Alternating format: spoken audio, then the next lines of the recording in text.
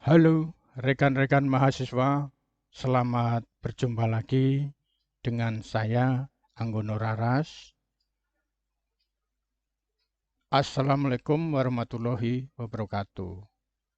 Di Bisnis Kampus dalam tema tanggung jawab sosial perusahaan atau Corporate Social Responsibility, disingkat CSR. Jadi rekan-rekan mahasiswa, mengapa tanggung jawab sosial perusahaan ini perlu didiskusikan? Karena tanggung jawab sosial ini merupakan satu mata rantai di dalam manajemen strategi. Jadi kita harus diskusi tentang tanggung jawab sosial. Di samping tanggung jawab sosial itu merupakan satu tugas di dalam manajemen strategi sebuah perusahaan, karena dia ada dasar hukumnya.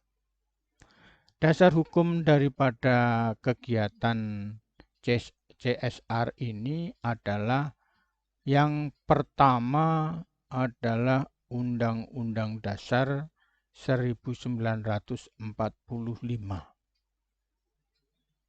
Kemudian diterjemahkan oleh Undang-Undang Nomor 20 Tahun 2008 tentang UMKM. Undang-Undang Nomor 20 ini dilaksanakan oleh Peraturan Pemerintah Nomor 17 Tahun 2013 tentang pelaksanaan undang-undang tersebut. Ada juga Undang-Undang Nomor 40 Tahun 2007 tentang perseroan terbatas, di mana telah diubah oleh Undang-Undang Cipta Kerja. Undang-Undang Cipta Kerja. Pelaksanaan Undang-Undang Nomor 40 Tahun 2007 ini dilaksanakan dengan menggunakan Peraturan Pemerintah Nomor 47 Tahun 2012 tentang tanggung jawab sosial dan lingkungan perseroan terbatas. Kemudian khusus untuk BUMN ini pelaksanaannya menggunakan KEP 236 MBU tahun 2003 tentang program kemitraan badan usaha milik negara dengan usaha kecil dan program bina lingkungan. Nah, itu. Jadi di sini kita lihat ada perbedaan aturan untuk pelaksanaan CSR ini.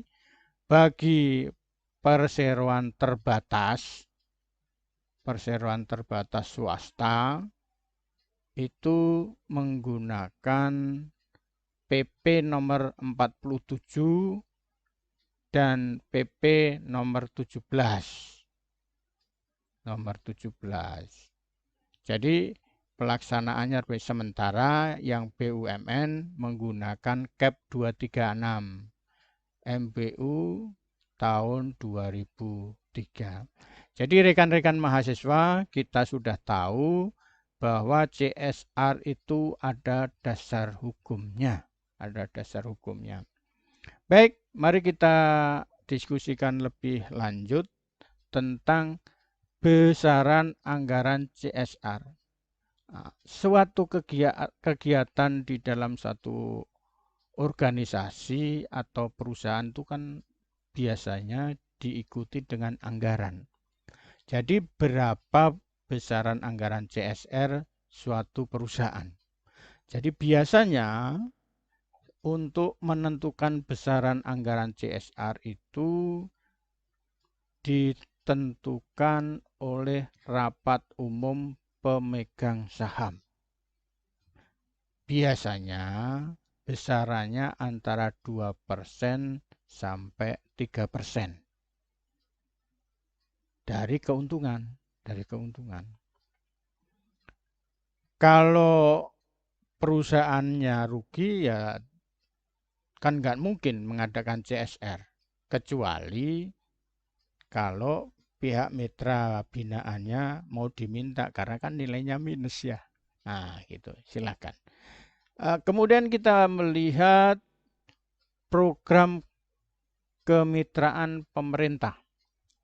Jadi pihak saya ambil contoh Kementerian Pertanian melalui Dirjen PKH. Dirjen PKH itu adalah Direktur Jenderal Peternakan dan Kesehatan Hewan, yaitu Dirjen PKH, bekerja sama dengan KPPU. KPPU itu adalah Komisi Pengawas Persaingan Usaha. Dia bekerja sama atau mereka bekerja sama dalam rangka pengawasan kerjasama UMKM peternakan. Hasil dari pengawasan ini dilakukan di Bogor. Hari Bogor itu hasilnya positif. Pendapatannya walaupun dalam posisi pandemi itu peternak unggas ini, dalam hal ini ayam, ini meningkat. Kemudian saya akan menjelaskan tentang program kemitraan badan usaha milik negara. Saya ambil contoh UMKM dan PT Angkasa Pura II atau PT AP2. Pihak pimpinan atau manajemen PT AP2 mendorong UMKM yang ada di lingkungannya itu UMKM di bidang konveksi untuk berubah menjadi produsen masker kain.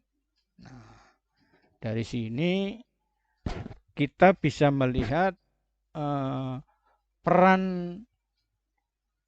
daripada perusahaan itu sangat besar sekali terhadap UMKM yang dibinanya. Kemudian ada juga UMKM bidang welding yaitu pengelasan itu menjadi produsen wastafel portable.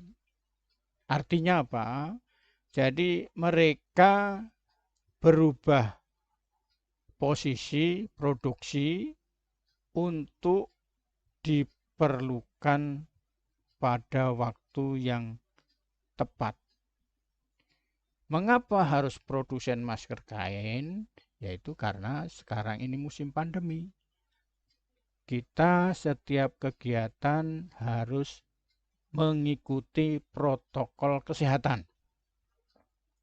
Sehingga masker kain ini sangat dibutuhkan oleh manusia.